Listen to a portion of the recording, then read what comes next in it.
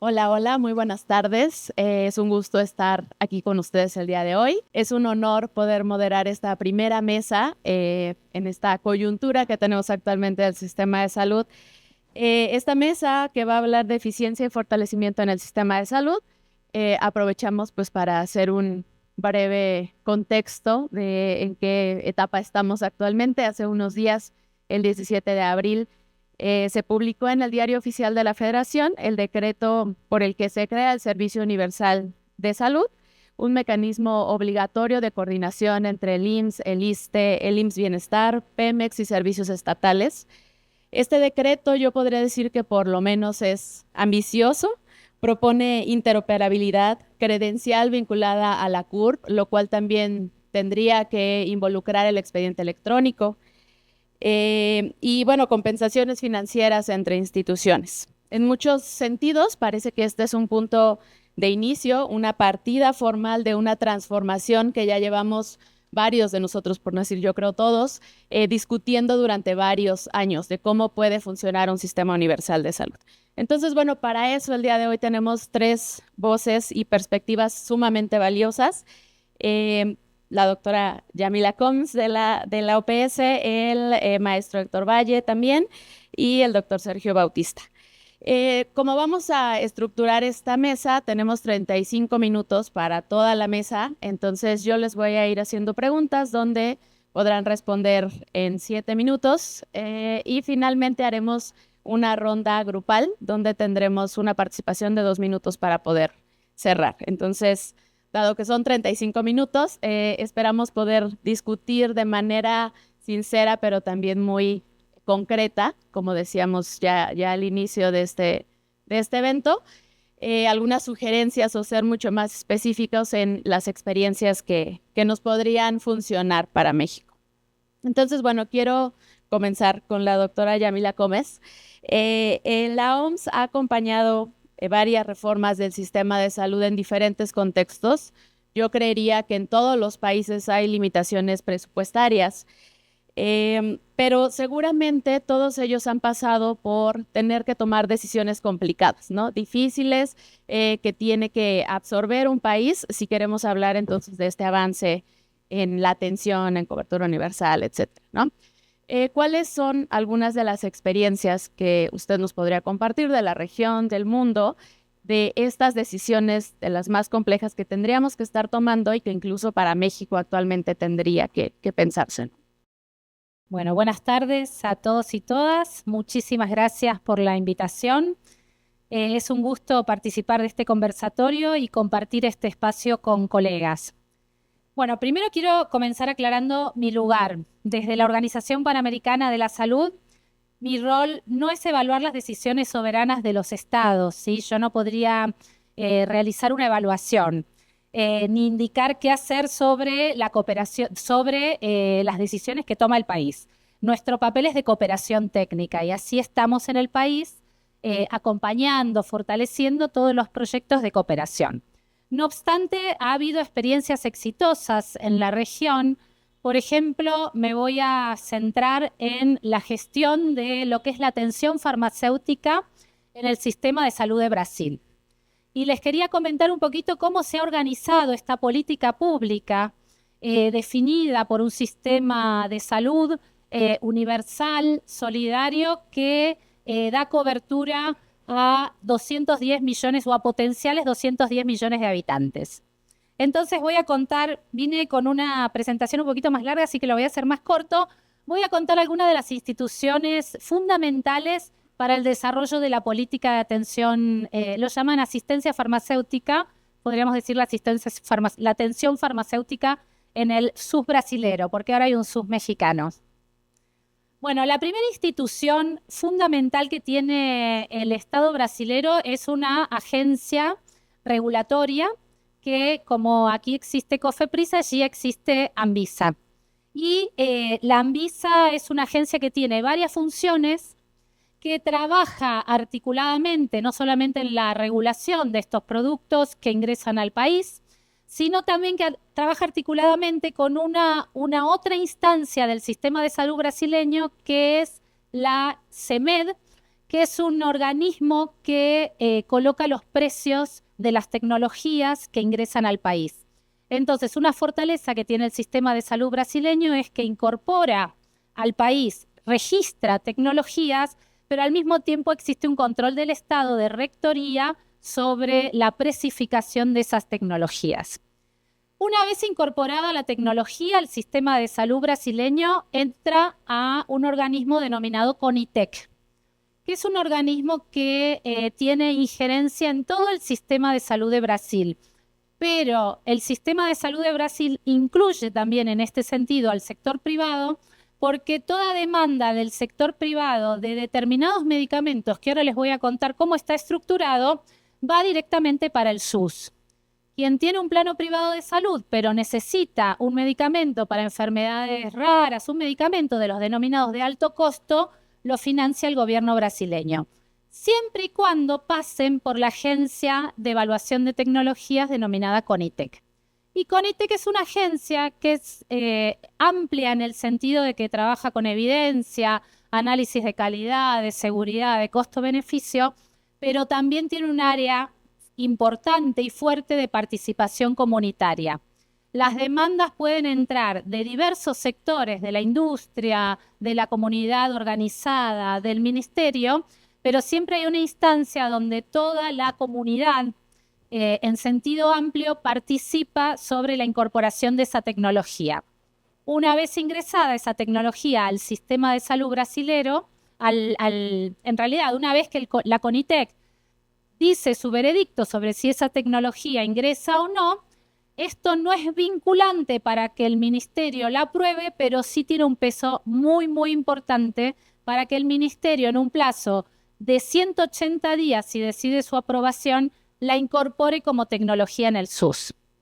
Y ahí el sistema brasileño tiene otra buena práctica, que es definir y ponerse de acuerdo. Ellos tienen un federalismo muy diferente al de México, pero ellos se ponen de acuerdo en una reunión tripartite donde participan los municipios, las provincias, los estados y la nación sobre quién financia y de qué manera esa tecnología que ingresó al sistema de salud.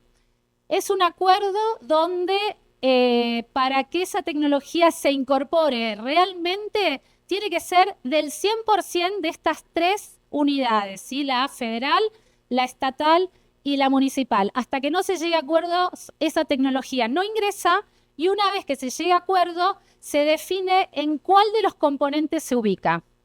Hay tres componentes. Hay un componente que se llama componente básico, que es una tecnología que en general la pagan los municipios. Por supuesto que tienen un sistema de financiamiento también que reciben recursos de la nación los municipios, pero la mayor parte del peso de los medicamentos para lo que sería el primer de atención lo pagan los municipios. Hay un segundo componente estratégico para aquellas enfermedades desatendidas, olvidadas, pero estratégicas para el país, que lo paga la nación. Y el tercer componente, que es el componente especializado, donde entran todos los medicamentos de alto costo, que ahí se define, dependiendo del precio de esa tecnología, si lo paga la nación o lo paga una parte de la nación y una parte de los estados. Una vez incorporada esa decisión, viene otro paso. La tecnología no se aplica sin un protocolo clínico y una directriz terapéutica que ordene la enfermedad, la problemática, el tratamiento no medicamentoso, medicamentoso, dosis, formato, digamos, forma farmacéutica, etc. Estos protocolos clínicos, en este momento el SUS debe tener alrededor de 130 protocolos clínicos, son para enfermedades generales, mucho para enfermedad rara y ultra rara, y cuando el usuario va a un servicio de salud y necesita un medicamento con estas características, el médico que lo atiende le tiene que adjuntar el protocolo clínico y la directriz terapéutica donde dice que ese diagnóstico y ese medicamento van de la mano y con eso se inicia el trámite para la gestión en lo que son las secretarías de salud, generalmente de los estados. Los componentes especializados tienen un importante financiamiento federal, pero la gestión es estatal. No sé si ya me pasé del tiempo, puedo seguir un poquito más y sigo todo el ciclo, cierro el ciclo. Esos medicamentos, muchos los compra el ministerio, otros los compra directamente el Estado. Pasan a la Secretaría Estatal. En realidad la Secretaría Estatal es la que hace todo lo que es el ciclo de la gestión del medicamento, la programación en base a datos epidemiológicos y en datos de años anteriores, genera las compras, todo lo que son los pliegos para comprar los medicamentos. Una vez que los compra, los almacena en lugares específicos y los distribuye a las diferentes farmacias. No los lleva a los establecimientos el componente especializado, sino que el usuario va a una farmacia del componente especializado con su trámite, retira el medicamento y el médico después hace una revisión a partir de historias clínicas que están informatizando, pero expedientes clínicos, disculpen, que están informatizando, pero que todavía no son informatizados del consumo del medicamento y la evolución de la enfermedad. Entonces, toda la gestión tiene una lógica, un control absoluto del medicamento hasta que llega al usuario. Existen muchos desafíos, pero lo voy a dejar para después. Gracias. Muchas gracias, doctora. Se me hace súper interesante que esté tomando el ejemplo de Brasil, sobre todo por las similitudes, ¿no? Tanto en tamaño de población, en el reto que han tenido también que enfrentar con el gasto de bolsillo, la baja inversión. Entonces, me parece que es un ejemplo que puede funcionarnos mucho también para acá en México. Y con eso, pues paso la palabra a Héctor. Ustedes llevan también varios años haciendo todo este análisis y discusión del sistema de salud en México. ¿Qué es lo que necesitaríamos hacer si tenemos todo este contexto y este proceso de algún ejemplo exitoso, en este caso de Brasil, para los siguientes, digamos, 8 meses, ¿no? La primera etapa del SUS inicia en enero 2027. ¿Qué cambios tendremos que estar pensando en el sistema de salud en México? Muchas gracias. Gracias por la invitación. Gracias a todas y a todos y un gusto de la Fundación el estar aquí con ustedes. A ver, primero una reflexión que a nosotros nos preocupa y que en los últimos años, digamos, hemos estado discutiendo. Primero tiene que ver con las brechas en general de acceso, ¿no? Hay una discusión grande de cómo se dan las brechas y esas brechas por qué pasan. Evidentemente hay un tema de subinversión en salud histórica y esa subinversión cuando la persona va a la búsqueda del sistema o no está el personal de salud, o no está la infraestructura, o no están los medicamentos y dispositivos. Y es básicamente el flujo natural de alguien accediendo al sistema de salud. Entonces tenemos que trabajar en esa ruta. Y trabajar en esa ruta es un trabajo no sencillo, porque aparte cuando vemos las brechas, reconocemos que las brechas son completamente diferentes entre una enfermedad y la otra. No es lo mismo cursar con un tipo de cáncer que con otro tipo, porque otra vez el personal es diferente, la infraestructura es diferente, los medicamentos y dispositivos son diferentes. Pero tampoco las brechas son iguales cuando tomamos un mismo tipo de cáncer y vemos lo que pasa en la Ciudad de México, Guadalajara, Monterrey, o al interior de Oaxaca, Chiapas y esto. Entonces, a veces tendemos, me parece que es lo peligroso, a sobresimplificar primero. Entonces, eso nos preocupa a nosotros mucho cuando vemos y pensamos que solo que va a haber como una varita con la que vamos a resolver todo y no me parece que es así. Entonces creo que hay que dar el espacio para entender cada una de las brechas y actuar en consecuencia. Segundo tema, nos preocupa mucho que seguimos como escuchando en el general el sector público y el sector privado. Y me encantó que el doctor Moya hoy nos daba un mensaje donde decía tenemos que ver cómo trabajamos más juntos. Es probable que menos del 1% de la población sea completamente virgen al sistema público. Es decir, hay una pequeña parte de la población en México que a lo mejor nunca se paró en el sistema público. Muy chiquita, muy chiquita. Pero no hay una sola persona que sea completamente virgen al sistema privado. Hoy en la mañana hubo alguien que fue a un consultorio de Ascente Farmacia y ya tocó el sistema privado. Hoy en la mañana hubo alguien que llegó a un hospital de cualquiera de los prestadores de servicio, no encontró un estudio, se lo tuvo que hacer a un lugar privado y ya tocó el sistema privado. O no había una medicina por un tema puntual en una unidad y tuvo que hacer tocar el sistema privado. Entonces, esta idea de hablar del público y el privado cada vez nos conflictúa más en decir, ¿por qué no trabajamos juntos? ¿Por qué no entendemos cómo le ayudamos a la gente a navegar el sistema de salud? Cada vez más estamos viendo que en el ejercicio privado hay alguien que hoy tenía un seguro privado, desafortunadamente está cursando con cáncer, fue atendido en el sistema público, en el sistema privado, se le acabó el seguro y terminó en el público. Ejemplo otra vez de cómo estamos cursando los dos, la gente un poco a la deriva de cómo se atiende y sin encontrar un ejercicio conjunto. Entonces, eso es como para una primera intervención y para dejar hablar a Sergio, que tengo mucho interés de escucharlo también, una primera reflexión. Las brechas y cómo las trabajamos y después esta visión de que paremos el público privado, sentémonos a la mesa, trabajémoslo junto y encontremos cómo le ayudamos a Tere o a Toño a realmente circular el sistema de la mejor forma, porque lo que nos preocupa es la salud de ella y de él, ¿no? Muchas gracias Héctor. Y con todo este panorama, en efecto, estamos emocionados de escuchar al maestro Sergio Bautista. Pues tienen desde la unidad de análisis económico, ya han estado manejando estos diagnósticos de cómo podría ser estas eficiencias, ¿no?, en toda esta ruta que nos plantean, ¿no? Dónde podrían estar eficiencias, tanto en proceso como en asignación tal vez de recursos, en priorización de enfermedades, de padecimientos. ¿Ustedes cómo lo están pensando ahora? Okay. Bueno, gracias primero por la invitación.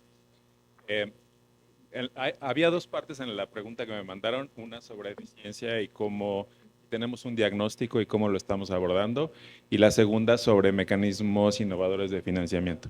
Entonces voy a empezar con la primera.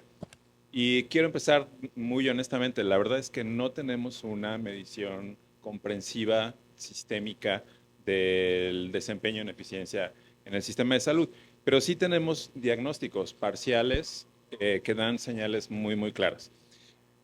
Como se ha dicho un par de veces hoy, México invierte 6%, menos del 6% del PIB en salud. Esto es muy por debajo del promedio de la OCDE, que es de casi 10%. Es crónico, como vimos también en la presentación de hace rato, es una subinversión en salud que lleva muchísimos años. Esta brecha es real, es importante y hay que reconocerla porque tiene consecuencias muy importantes. Pero además, esta brecha nos forza a pensar mucho en eficiencia porque justamente tenemos recursos escasísimos destinados a salud y por lo tanto tenemos que usar el mejor uso de ellos. Sin embargo, yo pienso que enfocar la discusión en más gasto también es erróneo, porque eso supone que no se puede hacer más con lo que ya tenemos. Y yo creo que eso es un supuesto falso. Más gasto no necesariamente se refleja en mejores resultados y tenemos nuestros vecinos al norte que demuestran clarísimamente que con casi el doble de inversión en salud que el resto de los países en la organización, tiene peor esperanza de vida que muchos otros países que invierten mucho menos. Entonces, también es una cuestión de cómo se gasta y no nada más cuánto.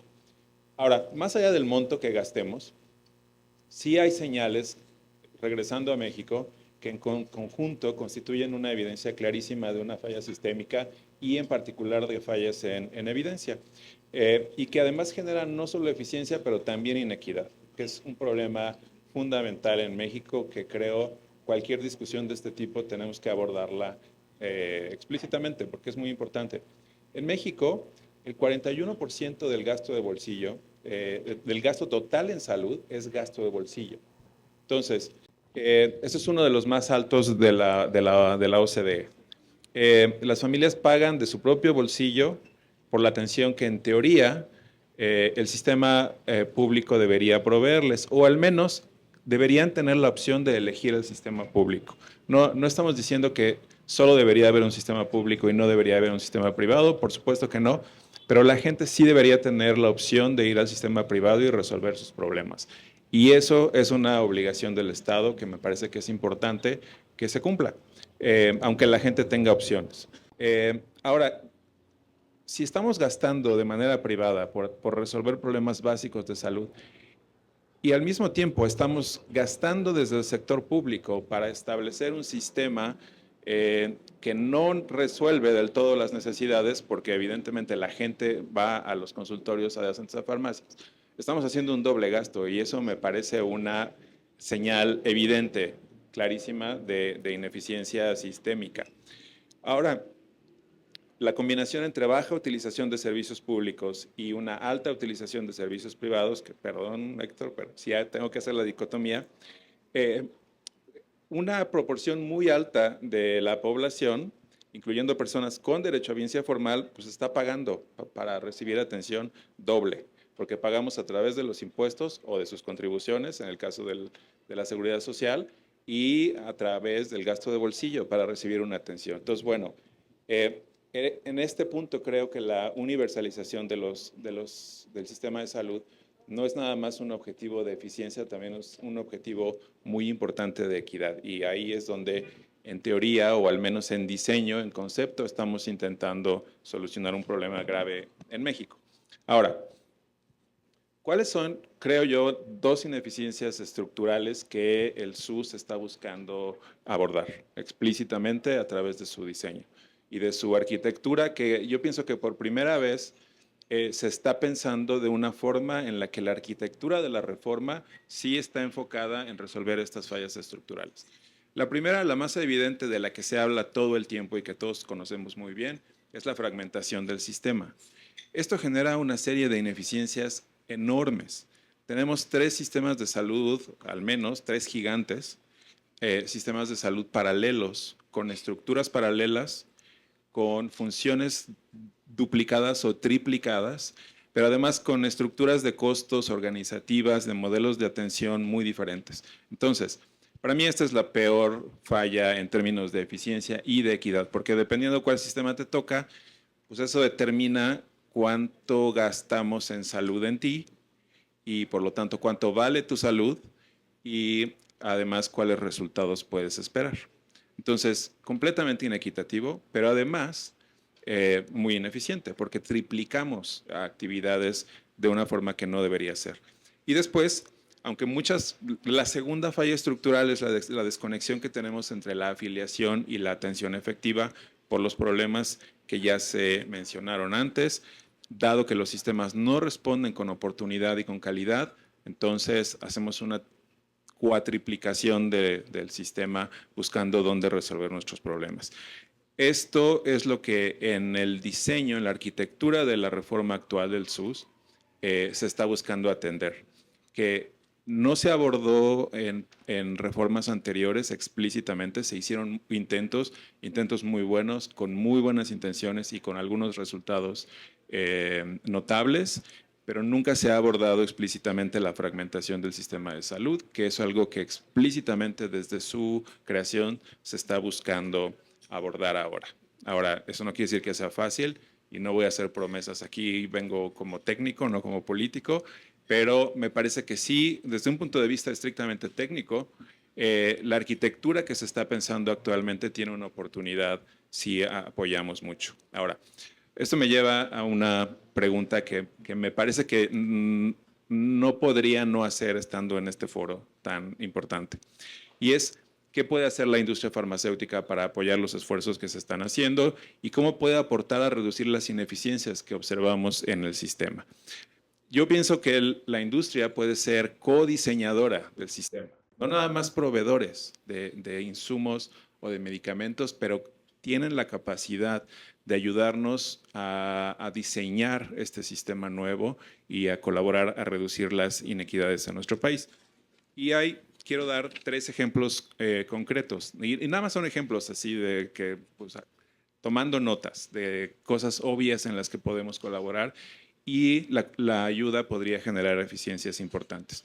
Una, claramente la industria farmacéutica podría ayudarnos a tener una gestión más ordenada de los medicamentos que compra el sector público.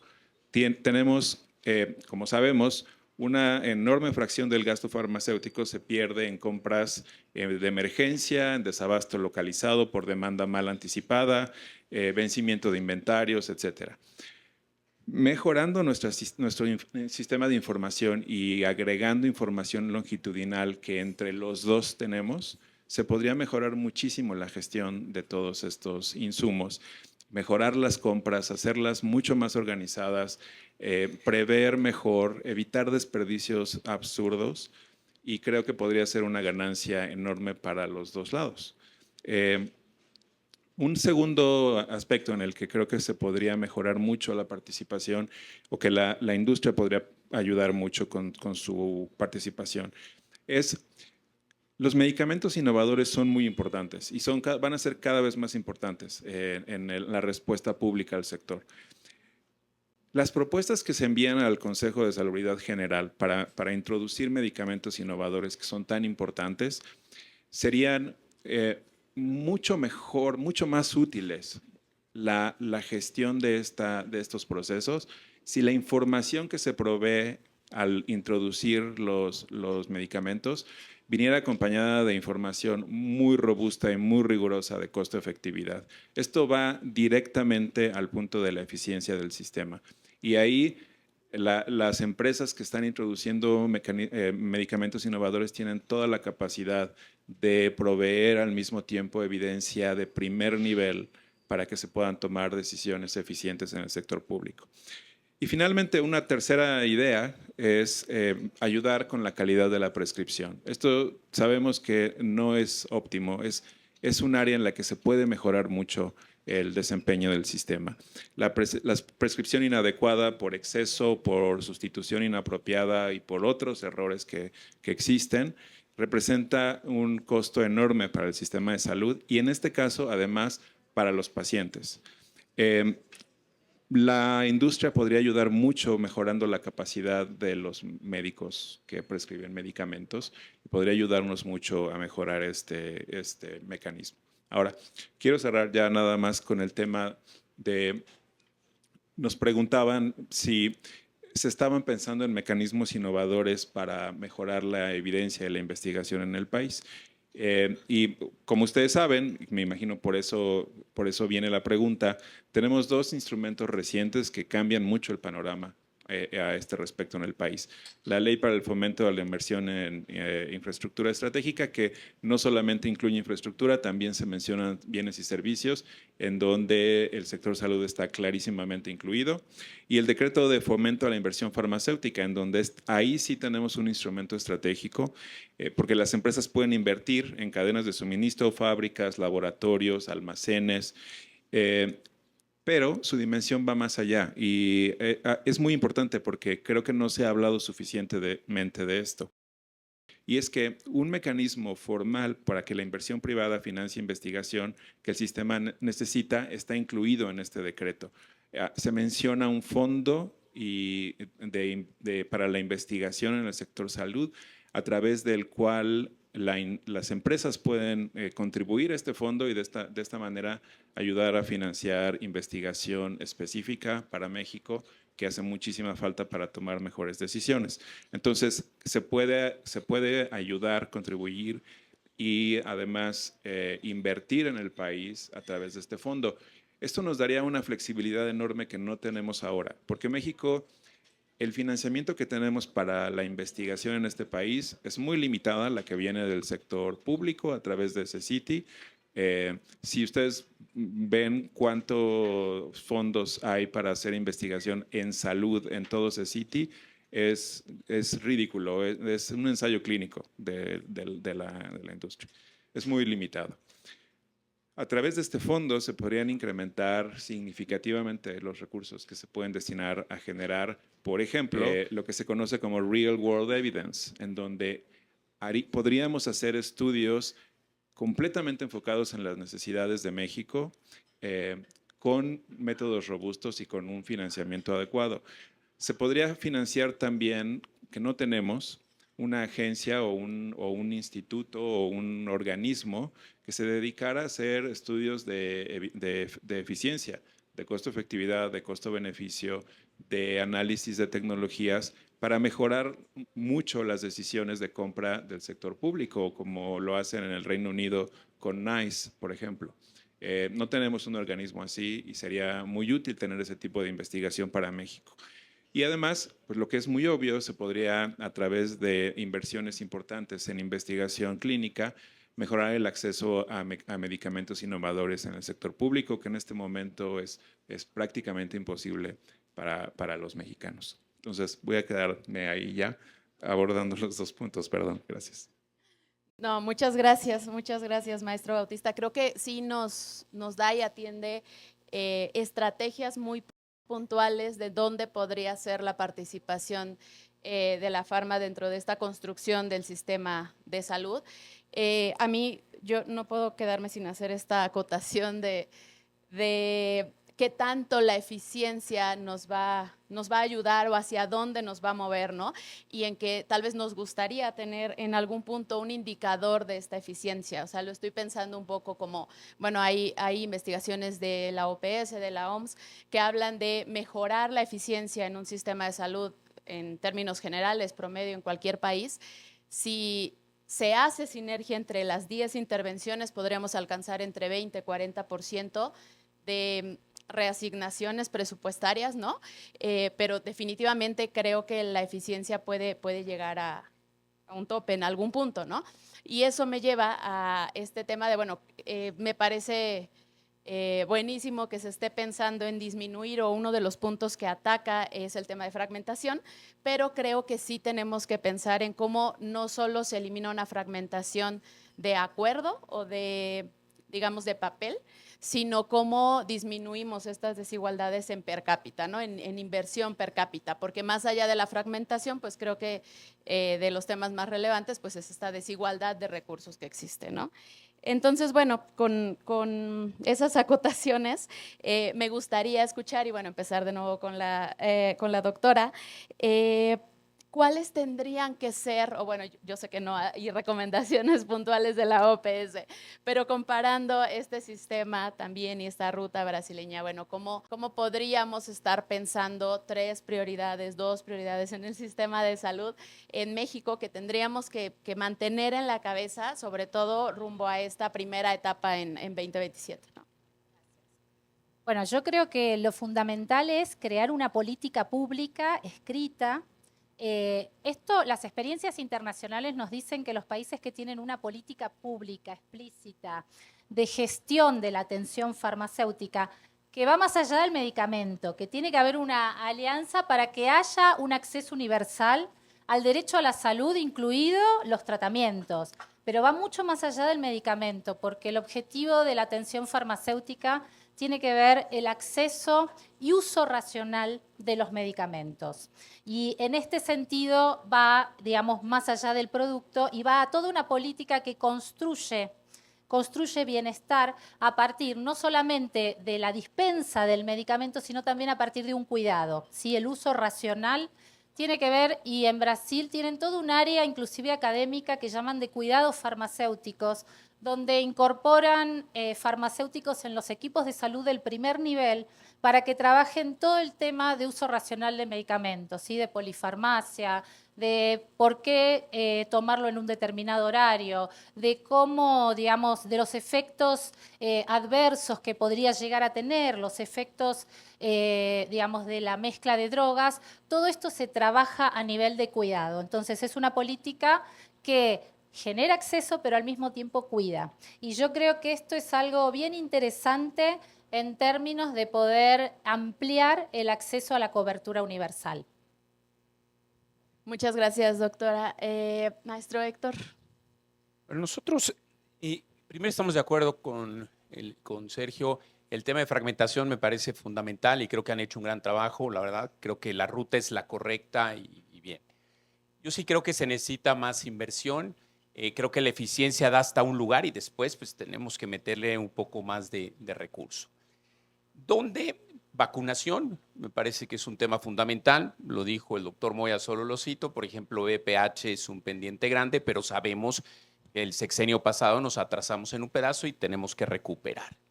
Pero también en esa ruta está vacunación y todo el tema de enfermedades crónico y crónico-degenerativas, que cuando vemos México, pues tenemos el problema que ahí arranca, ¿no? Entonces, creo que ahí hay un foco claro. Es responsabilidad tuya, mía, de todas y todos nosotros atender el tema del gasto catastrófico, ¿no? Y cómo lo trabajamos y de qué hacemos en ello.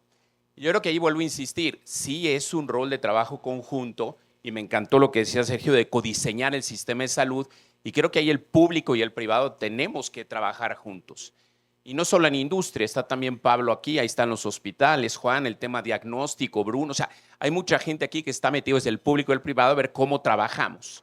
En ese ejercicio hay una parte que me parece crucial, que es cómo hacemos diagnóstico temprano y después cómo hacemos también, y que yo sé que muchos de los que están aquí están metidos en eso, pues, medicina de precisión. Medicina de precisión desde un enfoque no de mayor gasto, sino que cuando se gasta, le demos a la persona la medicina óptima para que la tome y entonces no gastemos en otra que no debimos de haber gastado, ¿no?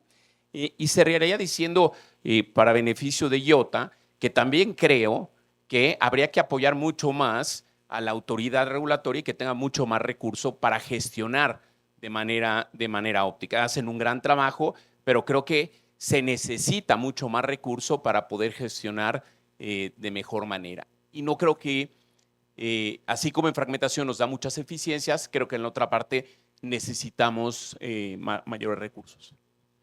Muchas gracias, Héctor. Y para cerrar, maestro Sergio Bautista, Sí. yo adaptaría un poquito. Sé que son estos 3 puntos prioritarios, pero me gustaría saber, porque ya tienen una lista explícita de en qué padecimientos van a ser prioridad, ¿no? El tema de vacunas, urgencias, hay una lista. Bueno, nada más antes de responder esa, quiero decir que quizás no fui suficientemente claro al inicio, pero por supuesto que se necesita más inversión en salud en México. Sí, al reconocer que el 6% es claramente insuficiente, es muy por debajo del promedio de países con los que queremos compararnos en términos de inversión en salud, por supuesto que se requiere más. Mi punto inicial nada más es que es un supuesto para mí equivocado pensar que no podemos hacer más con lo que ya tenemos. Y esto yo sí estoy completamente en desacuerdo. Creo que sí se puede hacer más con lo que ya tenemos, aunque claro que se necesita invertir más en el país. Hay que pensar muy bien cómo lo vamos a invertir. Y sobre tu pregunta, yo creo que un tema, por ejemplo, fundamental del que tenemos que hablar cuando estamos discutiendo el tema del mayor financiamiento del sistema de salud, es la sostenibilidad a largo plazo del sistema de salud, la sostenibilidad económica. Porque así como vamos, ni con el 9 ni con el 10% nos va a alcanzar. Nada más por la carga enorme de enfermedades crónicas que ya tenemos y que vamos a tener en 20 o 30 años, va a ser insostenible. Entonces, creo que tenemos que hacer intervenciones drásticas. Y estamos en un momento muy interesante, regresando a tu pregunta, porque lo que hasta hace muy pocos años se pensaba como intervenciones de salud pública, raramente incluían intervenciones farmacológicas. Eran sobre todo de comunicación y de convencimiento de la población y de dar información. Tenemos ahora, y creo que vamos a seguir teniendo cada vez más, herramientas muy poderosas para hacer prevención, usando productos y tecnología mucho más innovadora. Y yo creo que la discusión de cómo se deben introducir estas intervenciones, porque yo creo que no es nada más una cuestión de introducir fármacos para prevenir, deben ser intervenciones comprensivas. En esta discusión creo que la industria puede contribuir muchísimo y financiar y hacer ensayos muy, muy importantes enfocados a el ámbito fuera de las clínicas y de los hospitales, en donde tenemos que cambiar la trayectoria de las epidemias, porque si no, no va a haber forma. Muchas gracias. Pues creo que estamos muy bien en tiempo. Me parece que esta mesa cumplió este objetivo de poder discutir en términos muy puntuales de eficiencia, cómo se puede mejorar el sistema de salud, pero también cómo podemos pensar que sí llegue a funcionar este SUS que acaba de decretarse, ¿no? Y me parece que voy a dejar nada más a mencionar los principales puntos. Creo que el tema de pensar una política de cuidados en salud es uno de los puntos que tiene que estar sobre la mesa. También el tema que mencionaban de una mesa técnica donde hable de estos análisis costo-efectividad, me parece que es mucho más relevante pensando que en el corto plazo no se va a reducir esta brecha de presupuesto. Y nada más un punto que tal vez por tiempo no logramos tratar, pero me parece que también la participación del paciente en varias o en todas estas etapas puede generar beneficios en términos de mejores eficiencias de los recursos, ¿no? Entonces, hasta ahí lo dejaría. Les agradezco mucho. Muchas gracias a ustedes.